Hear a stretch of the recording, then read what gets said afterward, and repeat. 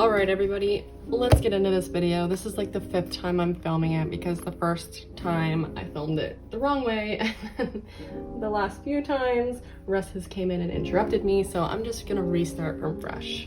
So today's video is gonna be a bit different than my normal videos. I put a poll up on Instagram asking if people would be interested in seeing how I budget as a mom of 2 and a full-time student, also currently unemployed. And you guys seemed pretty interested.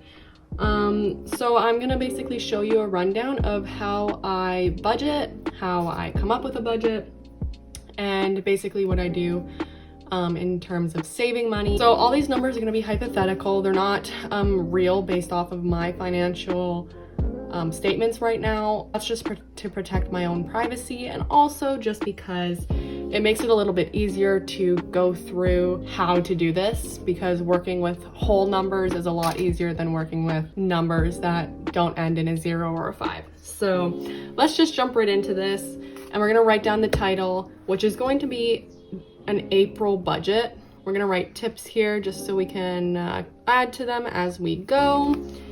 But first thing and foremost, we're gonna start off, I apologize for that, any noise you hear in the background. We have our door open currently to the outside just because it's really nice here today. So anyway, so we're starting off with our income, okay? I'm gonna look at our checking account and see what the current number is in our statement. So for example, let's say we have 4,000. So this is what number is currently sitting in our checking account. All right, this is what we have to start off the month with. And we're gonna, underneath that, put down any income we will be receiving throughout the month of April. So for a tip, what we want this to be is reliable and consistent income. That means a paycheck, that means a benefit, that means maybe child support, anything you know 110% you will be receiving in this month. No matter what, no ifs, ands, or buts, you're gonna get this money, okay? So you're gonna write down how much that is. So maybe that is $1,300 for your baby benefit. Maybe that's $200 for something else. I don't know, I'm just writing in random numbers, but you get the idea. So we're gonna add all this up, okay? Obviously that's 0, that's 0, that's 5, 6, 7, 8, and that is 5. All right, so let's say you have this much money, okay? This is your hypothetical income for that month. So if you had 0 expenses, this is how much money you would have throughout April, okay? So now we're gonna move into our expenses. There are 2 sections of expenses, okay? We have the reliable expenses and the unreliable expenses, all right? So we're gonna start off with the reliable ones, okay? We'll write reliable up here so we don't get confused. But what you're gonna do now is you're gonna carry this number over to the reliable expenses. So 5,800, okay? Now you're gonna write down any reliable expenses.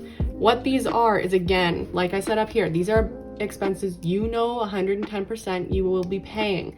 Your phone bill, your rent, your utilities, daycare fees, car insurance, gym membership card, whatever. This is what you're writing here. You know that money's coming out this month, okay?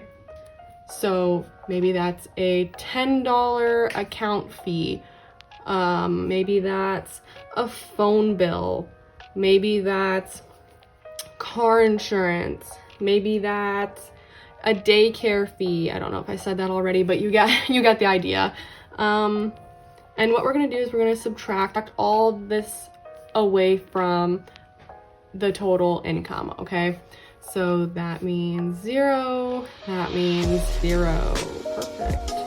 7, 6, 5, 4, and 5. All right, that worked out actually pretty perfect. So now let's say you know you have to spend this money this month, so this is what you're left off with, okay? After all your reliable and consistent expenses. So where do we go from here? Okay, this is arguably one of the more important steps out of budgeting, because this is the miscellaneous stuff that we kind of forget to factor into our monthly budgets. So we're gonna write over here our unreliable expenses. All right, what we're gonna do is the same thing. We're gonna carry this number over. We have $5,400 left. Okay, so we're gonna write in our unreliable expenses. Now, what are unreliable expenses? Basically, these are expenses that you don't normally pay monthly, but you know this month in particular you'll need to put some money towards this. For example, maybe you have a birthday party coming up for this month. Maybe Christmas is coming up. Maybe a holiday such as Easter. Like this month we have Easter. Going back to this number, this is what we have left, right? So let's say we have Easter. We're gonna budget $100 for that. Guys, make sure, here's another tip, round up, okay? Always round up, all right? Let's say for Easter, you're like, maybe I'll spend 80, but I'm not really sure. Just round up, okay? Always round up. Next, we're gonna do, I don't know, maybe there's a birthday party, and you need $700 to put towards the place, to put towards goodie bags, to put towards gifts, all those types of things. And let's say you're budgeting for gas. Gas is expensive. We'll say $160, okay? Now what we're gonna do is we're gonna subtract that. And remember, the reason we're rounding up, guys, is because it's better to have money left over instead of having not enough, right? We would rather have a little extra and be surprised than having not enough and freaking out, not knowing what we're gonna do. Where do we go after our unreliable expenses? Well, we can do one of two things, okay? We have one option, which we will write over here, and that is figuring out our savings account, okay? I would suggest to you, always put money in your savings account, all right? Your numbers might not look like this, okay? Your numbers might be much less, they might be much more. Maybe you can only put $5 into your savings account that month. Maybe you can put $3,000 into your savings account. I don't know what your numbers are like, right? I'm just going based off of this imaginary situation. But always put money into your savings account. It is for safety. You don't want to ever be put in a situation where you do not have a backup.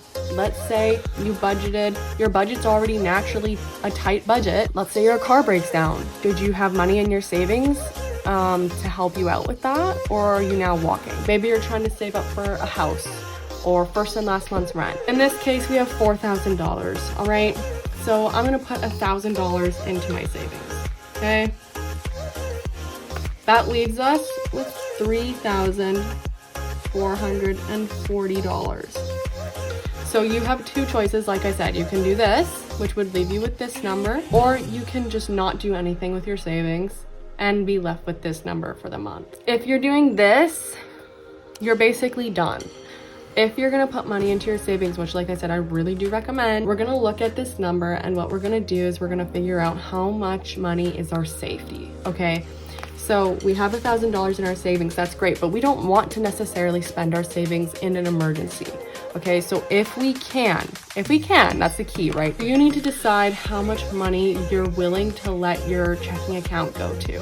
I would recommend never letting it get to zero, because let's say you have a automatic withdrawal of something, it comes out, you weren't expecting it to come out that day, now you're in the negatives. You need to figure out how much money you're willing to save in your checking account and how much you're willing to spend in a month. So for this case, this person has $3,440 left.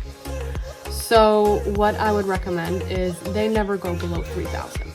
So this person could go out for dinner twice in a month and go and get their nails done, like my fun expense for myself this month. But nonetheless, for this person, I would recommend not going below $3,000. So that means they have $440 to spend on whatever they want. Let's say this number is $100 even. I would put at least $10 towards your savings. And for the other $40, you can spend on whatever you would like. Now, I want to talk to you guys a little bit about what I do at the end of the year. So most people's year goes from January to December. My year, I base it off of September to August, okay? I do that because of the school year. I get OSAP. What is OSAP? Well, let me explain. In Ontario and across Canada as well, we have student loans and grants that are given to us if we do not have the private funding to go to post-secondary school. So I receive OSAP because I am a mom of 2 children and I am currently unemployed, which means that in September, I'm given a lump of money in order to pay for my school year. OSAP is only supposed to go from September to April, which means that I have to be able to budget my money well enough to make sure that if I'm unemployed in the summer, which typically I am, that I have enough money to get me from September to September again, okay? Let's say I have $3,440 in my account, okay? Every month, this amount of money is being added to it, right? Because these are our reliable and consistent income, okay? So every month, this is being added to what's in my checking account.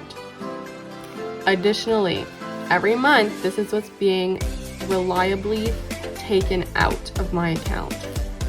Every month, my unreliable expenses may be different. I might just have my gas one month. Who knows, right? So if that's the case, you might have more money in one month than you do in the next month. But nonetheless, you're never going under that safety mark, right? So for this one, it's 3,000. I'm never going under 3,000. So what I do is in September, let's say I have $3,000 in my bank account, okay? Because I made sure I did not go under. And let's say OSAP gives me $12,000, but $7,000 of that is a loan. That means I have roughly $5,000 left. Let me explain why. This loan and what's left in my checking account before I get my grants, I remove these into my savings account. Why do I do that? For this reason. I know I'm never gonna be below $3,000, so I don't need 12 right off the bat. What that means is that I'm gonna put what's remaining in my account into my savings since I didn't use it. And I'm also gonna put those loans in my savings because if I don't need these loans, I'm not going to spend these loans. Guys, that's so crucial. If you can avoid using the loan, then do not use your loan. Put it in your savings account so that when you graduate and when they come and ask you to start paying your loans back, you can give them the lump sum with no interest on top of it. It's just what it is. We're trying to be effective with our budget in order to maintain enough money throughout each month in order to be stable, safe, and reliable.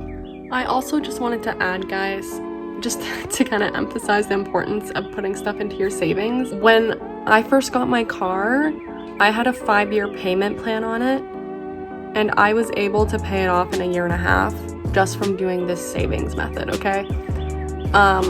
Like I said, you don't have to put as much in as I suggested, but anything counts, anything helps.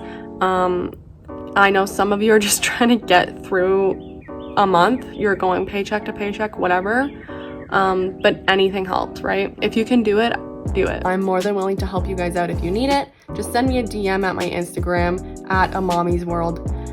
I'll leave it linked in the bio as well, so that, or in the description as well, so that you know where to find me.